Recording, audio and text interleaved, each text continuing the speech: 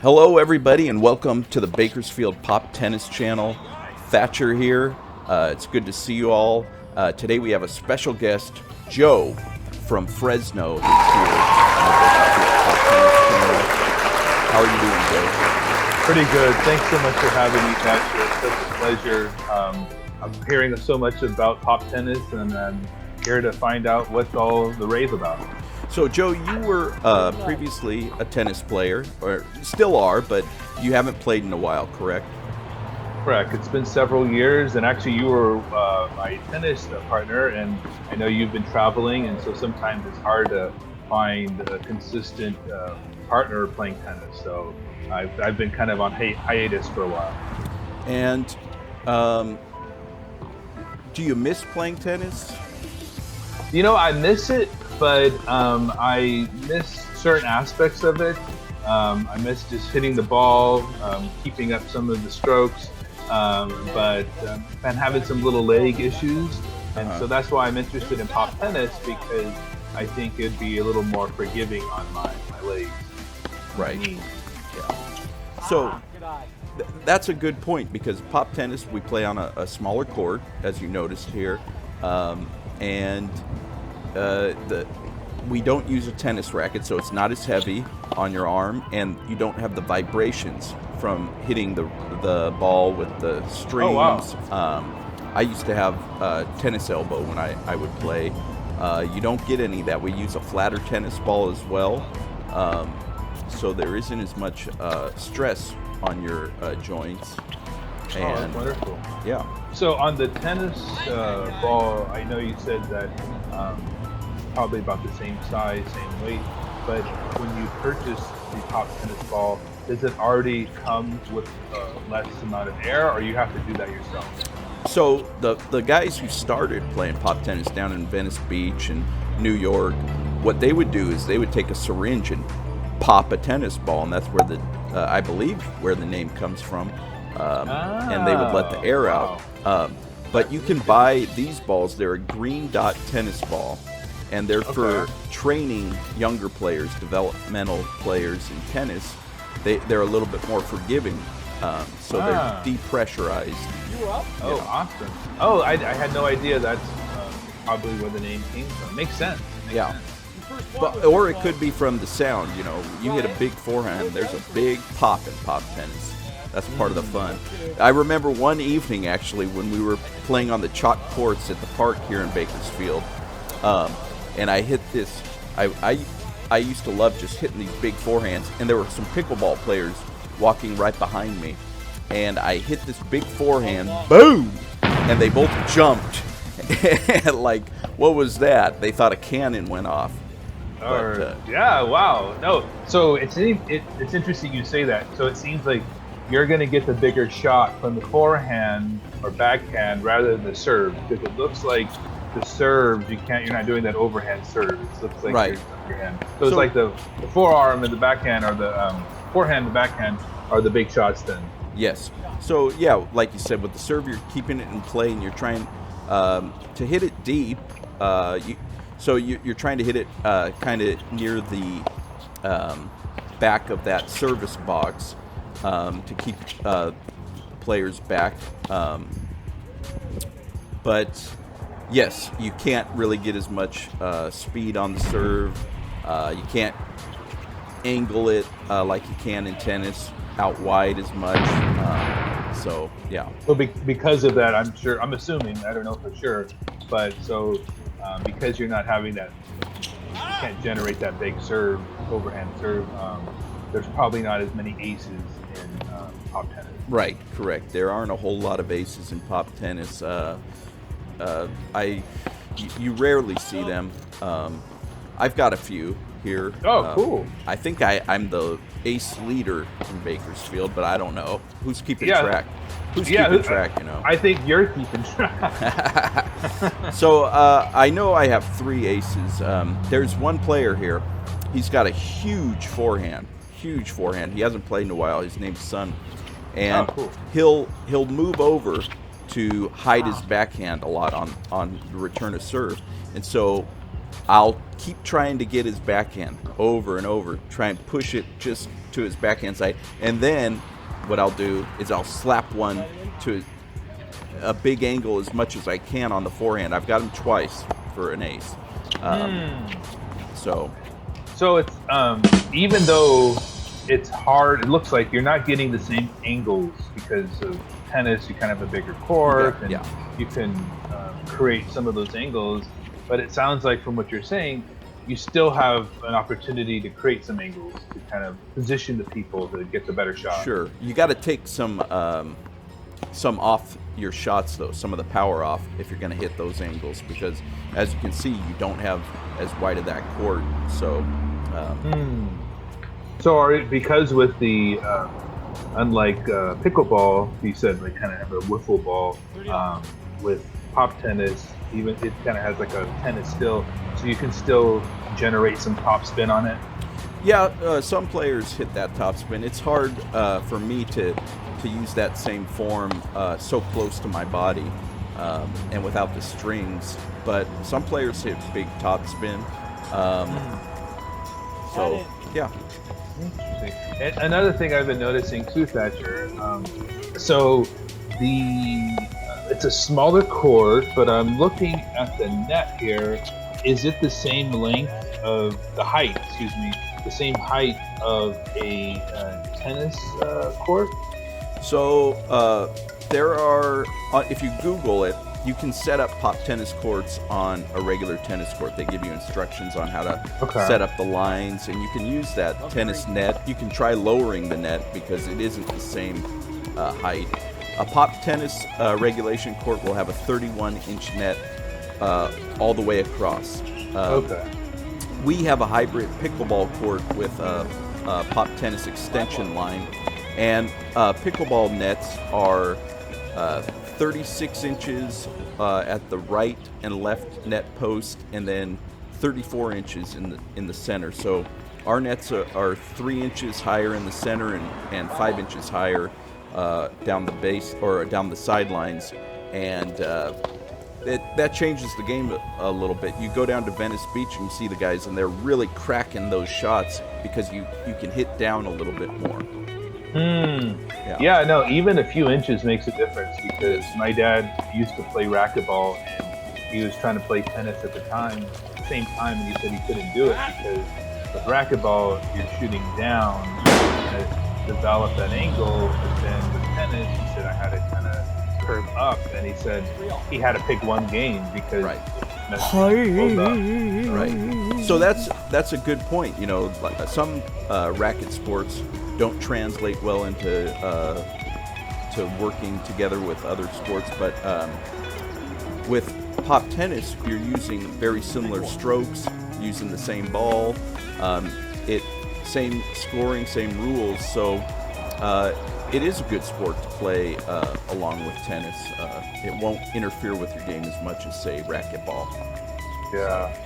Now, speaking of the court, it just the net. It reminded me of a story when I was in high school. There was a guy who kept on complaining about the regulation height of the nets, and it was just really annoying. And then later on, I saw the guy in class. That was you, Thatcher. That was you. Oh my gosh! Now, so yes, Joe and I go back. We were high school tennis competitors. We were not teammates. No, we were very. We were rivals. Our two teams were consistently battling for number 2 in our division, right? Because in Fresno, in our area, Bullard High School dominated, tennis and golf. They had all the racket clubs and country clubs in their district.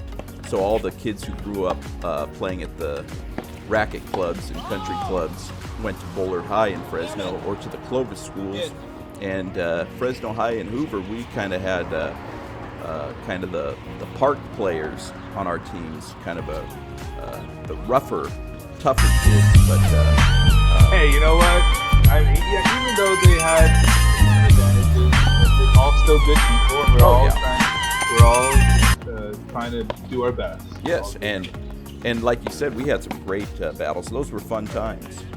Oh, those were fun. I mean, us Hoover and then you Fresno High. I remember the time the rivalry got so bad that my other doubles partner, he wanted to get in a fight with one of your guys, and I wasn't having it. I was like, I'm staying out of this. But Right. I mean, in the heat of the battle, I mean, it's Right. I don't know. This is Sparta! That was another one. I remember that match. It was at Fresno High, our junior year.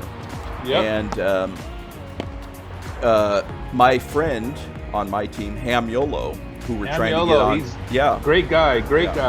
You know Ham Yolo now. Yeah. And we're trying to get him on the Bakersfield Pop Tennis channel as a player and as a guest announcer. But, right, he almost got into a fight during a doubles My doubles match. partner. Yeah, and I didn't know that you were in that match until later on. But I remember that match. It was very uncomfortable. Yeah. Yes.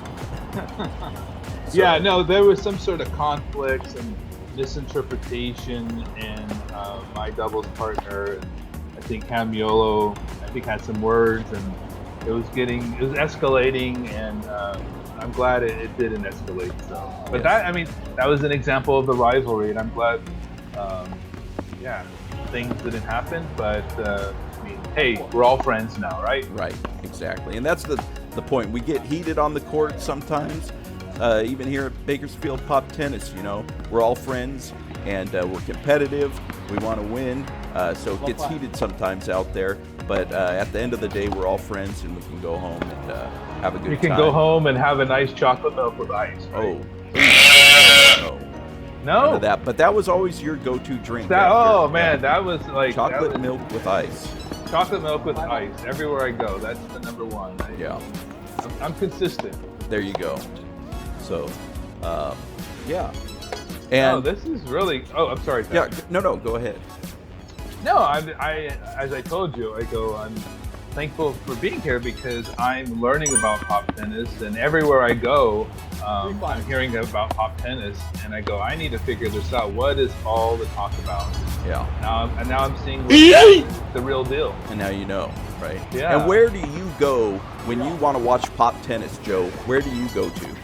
Oh, this channel, Thatcher, your channel. Like I told you, I've been hearing about it, and then I was going on YouTube, and I didn't realize there's an actual channel that you have of pop tennis, and this is where I'm getting my pop tennis fix. Yeah, and not just pop tennis, sports fix during these times, right? There aren't a whole lot of sports on. Oh yeah, no, and the commentary that you give, Thatcher. I'm kind of worried that maybe NBC or ABC is going to take you away from us. Oh no! There's always going to be Thatcher on the Pop Tennis channel, so Okay. don't worry about that. I'll work that into my contract wherever I go. Yeah, I don't know if this is a compliment, but you're kind of like a Bob Costas. Thank you. Yeah, it's a great game. I am one of the ambassadors for Pop Tennis here in the Central Valley, and it's a game you can play your whole life. Tennis, Pop Tennis, pickleball, all of them. So great sports. And I was noticing because one of the issues or complications when you're trying to teach someone tennis, especially for the younger kids, is how to hold the racket, because the tennis racket is kind of heavy and kind of long and awkward and kind of cumbersome. It looks like the pop tennis paddle is a lot more manageable. Is it easier to kind of teach the youth how to hold the racket? Sure, yeah, and you can teach them how to hold the racket, how to swing through all the fundamentals, how to stand in the ready position. Because pop tennis, those balls come pretty quick. The court is shorter, so you always have to be ready. Hit your shot, bring that paddle back up, be ready, just like in tennis. But like you said, it is light. There's not as much torque on your joints. So it is a great developmental game for young kids. And another plus is too, because it's contained in a smaller space. I see you're not having to go chase the balls all around. It just kind of and sticks around. And because I think it's a little deflated, it doesn't run off to the other end of the park. Right. Like usually you have a tennis. Right. So yeah, that's a good point. There's all these. It's like if you want the tennis experience, but a whole bunch of other added perks to it, Pop Tennis is your game. Yes, that is definitely correct, Joe. So if you guys need help down in Fresno pushing for Pop Tennis development, you let us know here at the Bakersfield Pop Tennis channel, because we want to get that developed down over in Fresno, so we can have some rivalry matches, Fresno-Bakersfield. You know, before I moved to Bakersfield, I never knew that there was a big rivalry between Fresno and Bakersfield. Did you know that? No, I didn't. In Pop Tennis. I mean, just a rivalry in general. Oh, yeah, because okay. Yeah, no, I didn't know that. It makes sense, though, because they're kind of two large cities in the Central Valley. Yeah. Yeah. But you guys are ahead of us right now because you guys kind of got the advantage in Pop Tennis. Well, Pop Tennis, yes.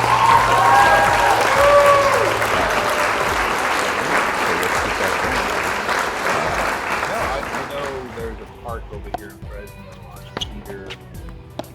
Sierra, that I think some of the courts there are kind of dilapidated. I don't think there's any nets, but I think we have a post for it. But I'd be interested to kind of do a little research and inquire about the city. Like, hey, let's talk to this court area. Yeah. So let us know here. We'll be on your side. Oh, awesome. Yeah, we want to get this game out. I mean, it's kind of I'm new to the Pop Tennis world. So it developed here in the U.S., or where did it come from? Pop Tennis, from what I understand, it really developed Venice Beach, that area. I know in the East Coast they play a kind of different version. It's I think they call it paddle tennis, and it's walled off, so they have fences all along it, and you can play off the fence. They play there, so if the ball bounces off the fence, you can hit that ball back. You can play it off the fence angles, all of that. So it's a little. You know what? That's yeah. Oh, sorry for interrupting you. No. When you were saying it has the walls, have you ever heard in Spain, in the Basque Country, there is a game called Highlight, and Highlight, it's like a racquetball, and it has the walls, but they say it's the fastest game ever because the ball goes about, I want to say 160 miles an hour. Sure. Yeah, I've heard of Highlight. Yeah. Highlight, yeah. And so sounds like there's some similarities there, but I don't want to be, nothing against Highlight. I have some good friends who are faithful to Highlight, but that ball, I don't want to get hit by that ball. No. 160 miles an hour. Let me tell you, even with this green dot ball, some of the guys, when they hit you, you can feel it. It's not that painful, but it's not bad. It's not too bad. But when we first started, we used an orange dot tennis ball, and that has even less pressure than a green dot. And when that thing would pop off you, it didn't feel like anything. It just felt like a mosquito landing on you. Oh, okay. Yeah. No, yeah. So. No. And as I'm watching this match, you guys are, going at it. And again, even though you're not, like you said, there's not much of a horizontal game, it's more vertical. You're really getting a workout. I see you guys in shirts all sweaty and you're all wet, and so it's kind of like, you're getting a good workout. So remember, this is the Central Valley in the middle of July, so we're playing in about 100-degree weather. We're not playing out there like at Venice Beach where it's 70 degrees and breezy. We've got. So then, when you guys go out to Venice Beach, I think you guys have the advantage. Oh yeah. You're training in more harsher conditions. Oh yeah. So. And Venice Beach is a really unique place to go. It's a lot of fun. They have, I believe, 12 courts. Wow. Something like that. And, you're right by the beach. You're right by Muscle Beach, too. So you have all these different people there. from all different walks of life. It's a lot of fun. And people are pretty friendly. You can put your paddle up on a fence and get in a game with people. They talk a little bit of trash down there. But there's some really good players, some really nice people. So. Oh wow, yeah, that's the thing. I mean, that's what I'm kind of picking up. Everybody I met doing who play pop tennis, it just seems like a great community. Like the game, it's an excellent game, but it seems like everybody gets along, and that's a good thing. And like you said about our heated rivalries back in high school, you know, at the end of the day, we all come together and we're competitive. We might argue a little on the court, but we're all friends, and we enjoy our camaraderie. Oh yeah, that's actually something very true. Like we'd keep it all on the court. We'd keep the rivalry on the court, but after the game, we shake hands and we move on and go hang out. Yeah.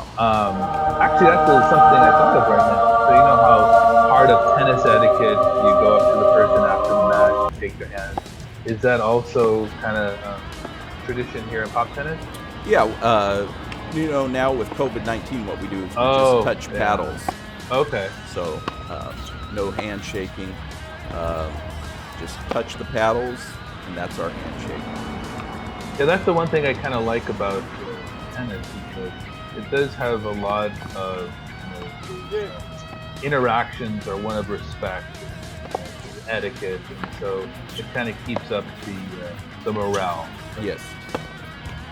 Right. Awesome. Yeah, I'm a believer now, Thatcher. This is great. Oh, good. This is, awesome. That's why I was really interested to come on today, and it was a pleasure being a guest because I wanted to learn more about pop tennis. I'm hearing about it, but I need to get the details now. Well, next time you're on, Joe, you're going to be on the court. So, all right. Yeah, it's great to have you here, Joe. It's always great to connect with you. What else is going on with you? You know what? Right now I'm on summer break. I go back. I'm a teacher. I teach history, and so I've got a couple weeks off, and then I'll be heading back to school. And so it's nice just to kind of take some time off, relax. I'm kind of limited in what I can do because of COVID, but I'm just grateful to spend some time with family and friends. I'm thankful to be here today. Good. And so now you're teaching online, correct? Yeah. And so that's one of the unique things about all this, right? We're learning new skills, applying them, and it's always important to keep on learning, doing different things. So, yeah, thanks again for being on, Joe. Oh, great. Thanks for having me. And again, I'd love to come back next time, but I'll be on the court. All right, buddy. So thank you, everybody, for tuning in. We'll see you on the backswing. Thanks, bud.